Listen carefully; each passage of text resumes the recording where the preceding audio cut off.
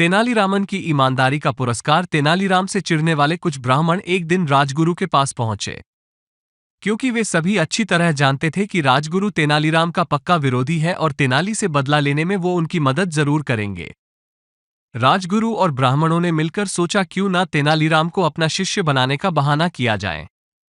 शिष्य बनाने के नियमानुसार तेनालीराम के शरीर को दागा जाएगा और इस प्रकार हमारा बदला भी पूरा हो जाएगा। फिर राजगुरु उसे निम्न कोटि का ब्राह्मण बताकर अपना शिष्य बनाने से इनकार कर देंगे। अगले ही दिन राजगुरु ने तेनालीराम को अपना शिष्य बनाने की बात बताने के लिए उसे अपने घर बुलवाया। चतुर तेनालीराम राजगुरु की बात सुनकर तुरंत समझ गया कि दाल में जरूर कुछ काला है। आप मुझे अपना शिष्य कब बनाएंगे? तेनालीरामन ने कुछ इस अंदाज में पूछा कि राजगुरु को उस पर बिल्कुल भी शक न हो। इस मंगलवार को मैं तुम्हें अपना शिष्य बनाऊंगा। उस दिन तुम स्नान करके मेरे द्वारा दिए गए नए वस्त्र धारण करके मेरे पास आ जाना। उसके बाद तुम्हें 100 स्वर्ण मुद्राएं भी दी जाएंगी।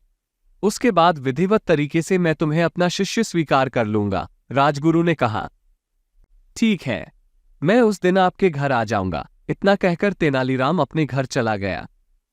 घर पहुंचकर उसने यही सब बातें अपनी पत्नी को बता दी। तब उसकी पत्नी बोली, आपको राजगुरु की ये बातें नहीं माननी चाहिए थी, क्योंकि राजगुरु बिना किसी मतलब के कभी कुछ नहीं करता। इसमें उसकी जरूर कोई ना कोई चाल होगी। तेनालीराम, राजगुरु को तो मैं देख लूंगा। अगर वो शेर है तो मैं सवा शेर हूं। अच्छा, तो फिर आप क्या करोगे? पत्नी ने पूछा। तब तेनालीराम बोला, कुछ दिन पहले कुछ ब्राह्मण राजगुरु के यहां सभा करने गए थे, जिनमें से सोमदत्त नाम के ब्राह्मण को मैं अच्छी तरह जानता हूं। उसकी आर्थिक स्थिति ठीक नहीं है। मैं उसे कुछ स्वर्ण मुद्राओं का लालच देकर राजगुरु के यहां हुई सारी बातों के बारे में पूछ लूंगा। अगले ही दिन तेनालीरामन सोमदत्त के यहां पहुंच गया।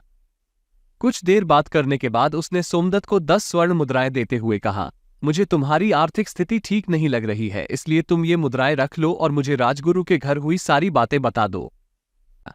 समय बीत गया और मंगलवार का दिन आ गया। तेनालीराम सुबह जल्दी उठकर स्नान करके राजगुरु के घर की ओर चला।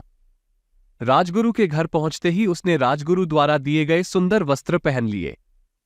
उसके बाद राजगुरु ने उसे 100 सोने के सिक्के देकर बैठने के लिए कहा, क्योंकि नियम के अनुसार अब तेनालीराम को शंख और लोहे के चक्र से दागा जाना था, इसलिए उसे आग में तपाया जा रहा था। जैसे ही वो पूरी तरह से तप गया, तब तेनालीराम 50 सोने के सिक्के राजगुरु की ओर फेंकते हुए बोला, आधी ही बहुत है, आधी आप वापस रख लीजिए। इतना कहकर तेनाली वहां से भाग गया। अब राजगुरु और ब्राह्मण भी तपे हुए शंख और लौह चक्र लेकर तेनालीरामन के पीछे पीछे दौड़ने लगे। यह नजारा देखने के लिए रास्ते में काफी भीड़ इकट्ठी हो चुकी थी। तेनालीराम भागते भागते महाराज के पास पहुंच गया और बोला, महाराज, न्याय करें। दरअसल मुझे राजगुरु का शिष्य बनाया जा रहा था कि मुझे अचानक याद आया कि मैं उनका शिष्य नहीं बन सकता, क्योंकि मैं तो निम्न कोटि का ब्राह्मण हूं। वैदिकी ब्राह्मण ही राजगुरु का शिष्य बन सकता है। इसलिए आधी विधि होने के कारण मैंने 50 स्वर्ण मुद्राएं रख ली और 50 स्वर्ण मुद्राएं राजगुरु को वापस दे दी। फिर भी वे मुझे दगवाने के लिए मेरे पीछे आ रहे हैं। अब राजगुरु और सभी ब्राह्मण भी वहां आ पहुंचे तो महाराज के पूछने पर राजगुरु को स्वीकारना पड़ा कि तेनालीराम उनका शिष्य नहीं बन सकता। राजगुरु ने असली बात छिपाते हुए महाराज से क्षमा मांगते हुए बोले, मैं ये भूल गया था कि तेनालीराम निम्न कोटि का ब्राह्मण है। तभी महाराज बोले, तेनालीराम की ईमानदारी के लिए तो उसे इनाम मिलना चाहिए।